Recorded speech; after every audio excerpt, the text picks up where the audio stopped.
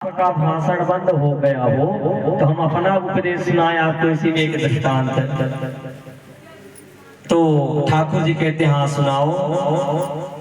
तो गोपियां कहती जिस प्रकार आपने कथा सुनाई उसी प्रकार एक नगर में एक पति पत्नी रहते थे, उनमें भी आपस में बहुत प्रेम स्नेह था। अब एक दिन उस स्त्री का पति कुछ धन कमाने के लिए बाहर जाने वाला था,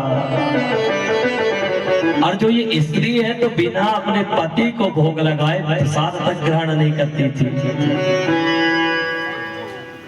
तो जब वो पति जाने वाला था तो स्त्री कहती है कि स्वामी जब आप चले जाएंगे तो मैं फिर किसे भोग लगाऊंगी, और जब तक आपको मैं भोजन भोग नहीं लगाऊंगी तब तक तो मैं प्रसाद ग्रहण नहीं करूंगी। तो उसका पति कहता है कि देखो देवी, मैं तुम्हें एक काठ की अपनी मूर्ति बना के दे दूंगा, तुम उसी का पूजन करना, उसी को भोग लगा करके प्रसाद पा लिया करना। अब वो पुरुष जो है तो अपने काठ की मूर्ति प्रदान कर देता है। अब जब वो चला गया तो स्त्री उसी काठ की मूर्ति का पूजन करते, भोग लगाती और फिर प्रसाद ग्रहण करती।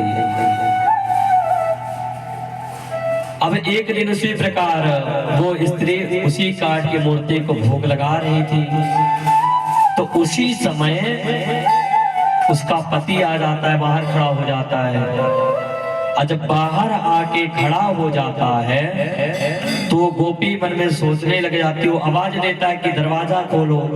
और जब उसका पति आवाज दिया कि दरवाजा खोलो तो मन में सोचती है यदि मैं उठ करके जाती हूँ तो पतिव्रत धर्म नष्ट होता है, और यदि मैं भोग लगा के जाती हूँ तो हमारे स्वामी बाहर खड़े रह जाएंगे, उसमें भी पाप है। अब क्या किया जाए?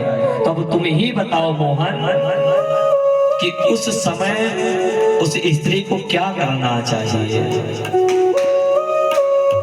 तब ठाकुर जी कहते हैं जब असली पति आ गया तो फिर काठ की मूर्ति को भोग लगाने से क्या फायदा, उसको जाकर के दरवाजा खोलना चाहिए। तो सभी गोपियां भी कहते हैं प्यारे, यही तो मैं आपको समझाना चाह रही थी कि जब हमारे असली पति आप हमें मिल गए हैं तो फिर हमें जो नासवान पति हैं उनकी सेवा करने की क्या आवश्यकता है। ऐसे बर को क्या बरू, ऐसे बर को क्या बरू, जो जन में मर जाए वर बरिए गो